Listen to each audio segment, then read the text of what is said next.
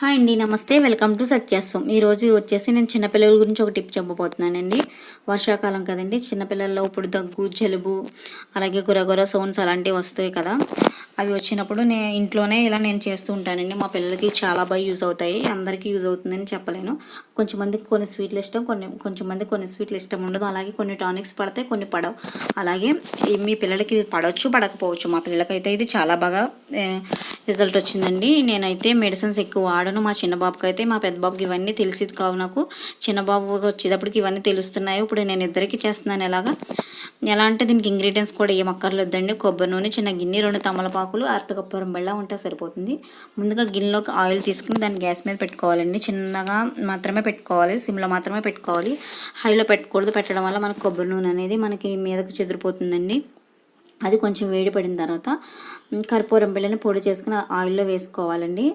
కర్పూరం అనేది మనం ఎక్కువ తీసుకోకూడదు, ఏజ్ని బట్టి తీసుకోవాలి. మా బాబుకి 10 months కాబట్టి ఇప్పుడు నేను ఒక చిన్న కర్పూరం బిళ్ళని తీసుకున్నాను. అది పొడి చేసి వేసుకున్నాను.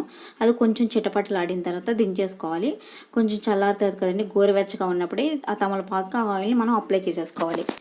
అప్లై చేసేసుకుని పిల్లలకి పెట్టుకోవాలండి. వెనక ఎదర కూడా పెట్టుకోవాలి. నైట్ టైం చేస్తానండి ఈ ప్రాసెస్ అంతా నేను. మా వాడు మెలకువగా మార్నింగ్ టైంలో అయితే చేయనివాడు కదా.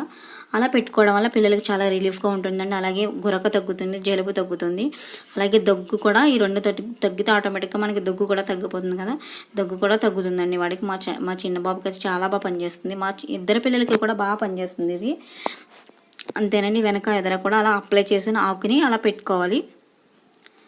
పెట్టేసుకున్న తర్వాత ఇంకా మిగతా ఆయిల్ ఉంటుంది కదండి, అది కూడా బాడీకి మనం మసాజ్ చేసేసుకోవాలి స్నానానికి ముందు.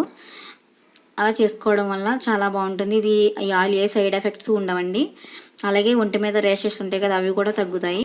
ఆ కర్పూరం వేసిన ఆయిల్ అయితే ఏం వేస్ట్ కాదండి. బాడీ అంతా అలా మనం అప్లై చేసేసుకోవచ్చు స్నానానికి ముందు. అరికాళ్ళకి, అరిచేతులకి కూడా అలా రాసుకోవడం వల్ల వాళ్ళకి బాగా రిలీఫ్గా ఉంటుంది. ఇదైతే చాలా బాగా బెనిఫిట్స్ ఉన్నాయండి ఈ ఆయిల్. మీ పిల్లలకు కూడా ట్రై చేయండి ఫ్రెండ్స్.